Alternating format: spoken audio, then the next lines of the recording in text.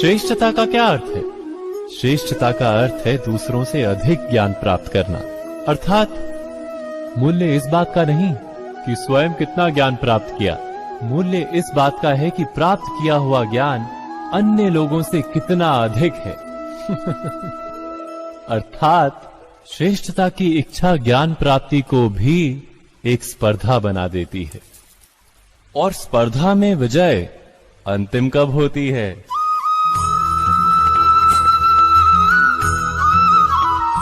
कुछ समय के लिए तो श्रेष्ठ बना जा सकता है, किंतु सदा के लिए कोई श्रेष्ठ नहीं रह पाता। फिर वही असंतोष, पीड़ा और संघर्ष जन्म लेता है। किंतु श्रेष्ठ बनने के बदले यदि उत्तम बनने का प्रयत्न करें तो क्या होगा?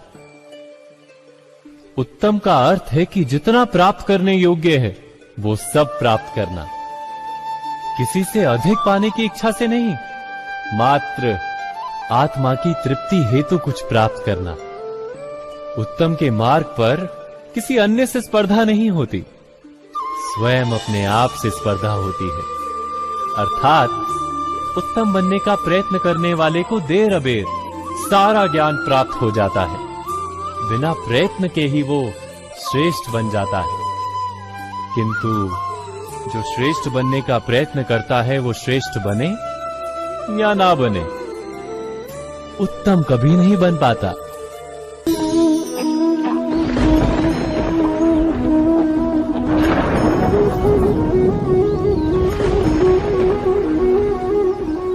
सपनों और पूर्वाभासों के आधार पर हम भविष्य के सुख दुख की कल्पना करते हैं। भविष्य के दुख का कारण दूर करने के लिए हम आज योजना बनाते हैं।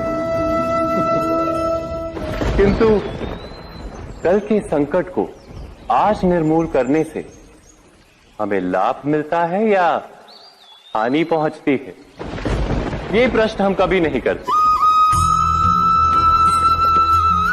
सत्य तो ये है कि संकट और उसका निवारण साथ जनते हैं, व्यक्ति के लिए भी और सृष्टि के लिए भी। नहीं, आप अपने भूतकाल का स्मरण कीजिए, इतिहास को देखिए, आप तुरंत ही ये जान पाएंगे कि जब जब संकट आता है तब तब उसका निवारण करने वाली शक्ति भी जन्म लेती है।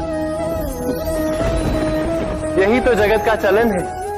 वस्तुतः संकट ही शक्ति के जन्म का कारण है। प्रत्येक व्यक्ति जब संकट से निकलता है तो एक पद आगे बढ़ा होता है, अधिक चमकता है, आत्मविश्वास से अधिक भरा होता है, न केवल अपने लिए अपितु विश्व के लिए भी।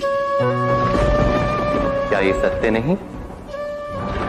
वास्तव में संकट का जन्म है एक अवसर का जन्म, अपने आप को बदलने का, अपने विचारों को ऊंचाई पर करने का अवसर, अपनी आत्मा को बलवान और ज्ञान मंडित बनाने का अवसर।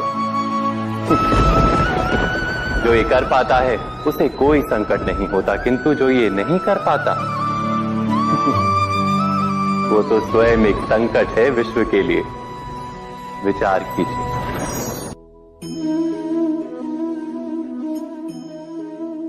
ये सदा यही कहते आए कि यदि आगे बढ़ना है तो अपनों का साथ दो। सत्य कहते हैं, अपनों का साथ देना ही चाहिए, परंतु साथ देने से पूर्व ये अवश्य पहचान लेना चाहिए कि अपने हैं कौन। क्या अपने वही होते हैं जिनके साथ हमारा रक्त संबंध होता है, या अपने मित्र? अपने वो होते हैं जो हमें सद्कार्य के लिए प्रेरित करें, हमें आगे बढ़ाएं, हमारा साथ दें। और वो जिनका साथ देने से समाज का नाश, धर्म की हानि हो, वो सगे हो करके भी सगे नहीं होते। इसलिए जब अपनों की परिभाषा का चुनाव करें तो उन्हें अपना माने जो आपका साथ दे, उन्हें नहीं जो हमें अज्ञान के मार्ग पर ले जाएं।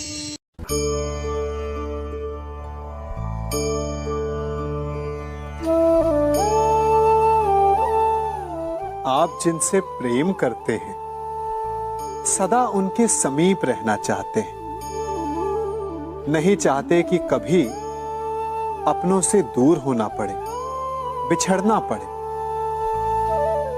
परंतु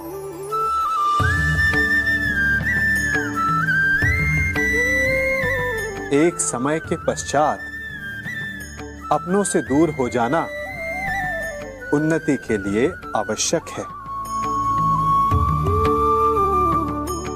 आप माता पिता हैं ना?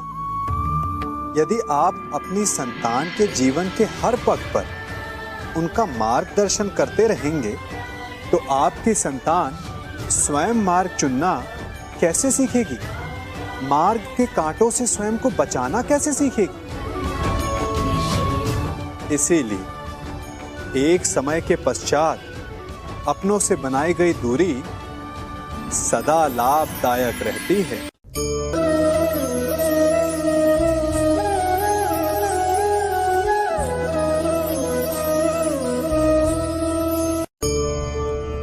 मनुष्य भी बड़ा विचित्र प्राणी है। अपनों से नीचे के स्तर के लोगों को वो हे दृष्टि से देखता है, उनका उपहास उड़ाता है, उनसे बार बार कहता है कि तुम्हारा कुछ नहीं हो सकता, तुम भविष्य में कुछ नहीं कर पाओगे। जब मनुष्य के पास धन, संपत्ति, मान होता है तो वो दूसरों का आदर नहीं करता, परंतु वो एक बात भूल जाता है कि उससे भी अधिक शक्तिशाली कोई अस्तित्व में है, और वो है समय। काल काल अपना चक्र कब बदलेगा ये कोई नहीं जानता। समय अपनी करवट कब लेगा ये कोई नहीं जानता। कोयला भी समय के साथ साथ हीरे में परिवर्तित हो जाता है। इसलिए जीवन में कभी भी किसी का भी उपहास नहीं उड़ाना चाहिए। हम सभी अपने जीवन में सफलता चाहते हैं, है ना? उसके लिए हम रात दिन परिश्रम करते हैं, कड़ी मेहनत करते हैं, परंतु फिर भी असफल हो जाते हैं। परंतु ऐसा क्यों होता है? कभी सोचा आप सबने? क्योंकि सफलता पाने का मंत्र बड़ा कठिन नहीं, बड़ा सरल है। उचित विचार, उचित समय, उचित स्थान पर उचित प्रहार। जब आपके विचार, समय, स्थान और प्रहार यानी परिश्रम उचित है तो सफलता आप ही को मिलेगी। जिस प्रकार एक लोहार लोहे से कुछ बनाते समय उस लोहे के सही ताप तक के आने की प्रतीक्षा करता है और समय आने पर उचित स्थान पर पर्याप्त बल से प्रहार करता है और लोहा आकार ले लेता है, ठीक उसी प्रकार आपकी सफलता भी आकार लेती है। जगत में प्रत्येक व्यक्ति को किसी ना किसी प्रकार की निर्बलता अवश्य होती है। जैसे कोई बहुत तेजी से दौड़ नहीं पाता तो कोई अधिक भार नहीं उठा पाता, कोई असाध्य रोग से पीड़ित रहता है तो कोई पढ़े हुए पाठों को स्मरण में नहीं रख पाता। ऐसे अनेकों उदाहरण और भी हैं। क्या आप किसी ऐसे व्यक्ति को जानते हैं जिसे सब कुछ प्राप्त हो और हम जीवन की उस एक निर्बलता को जीवन का केंद्र मानकर जीते हैं? इस कारणवश हृदय में दुख और असंतोष रहता है सदा। निर्बलता मनुष्य को जन्म से अथवा संजोग से प्राप्त होती है, किंतु उस निर्बलता को मनुष्य का मन अपनी मर्यादा बना लेता है। किंतु कुछ व्यक्ति ऐसे भी होते हैं जो अपने पुरुषार्थ और श्रम से उस निर्बलता को पराजित कर देते हैं। क्या भेद है उनमें और अन्य लोगों में?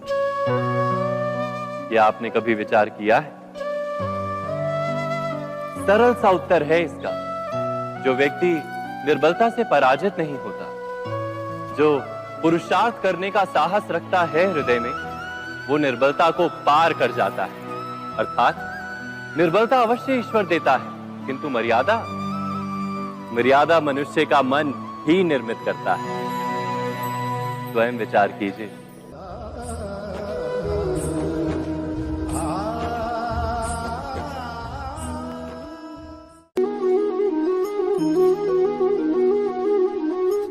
भविष्य का दूसरा नाम है संघर्ष। हृदय में आज इच्छा होती है और यदि पूर्ण नहीं हो पाती तो हृदय भविष्य की योजना बनाता है। भविष्य में इच्छा पूर्ण होगी ऐसी कल्पना करता रहता है, किंतु जीवन ना तो भविष्य में है ना अतीत में। जीवन तो इस क्षण का नाम, अर्थात इस क्षण का अनुभव ही जीवन का अनुभव। पर हम ये जानते हुए भी इतना सा सत्य समझ नहीं पाते। या तो हम बीते हुए समय के स्मरणों को घेर कर बैठे रहते, या फिर आने वाले समय के लिए हम योजनाएं बनाते रहते हैं। और जीवन जीवन बीत जाता है। एक सत्य यदि हम हृदय में उतार लें कि ना हम भविष्य देख सकते हैं, ना ही भविष्य निर्मित कर सकते हैं, हम तो केवल धैर्य और साहस के साथ भविष्य को आलिंगन दे सकते हैं, स्वागत कर सकते हैं भविष्य का। तो क्या जीवन का हर पल जीवन से नहीं भर जाएगा? स्वयं विचार कीजिए।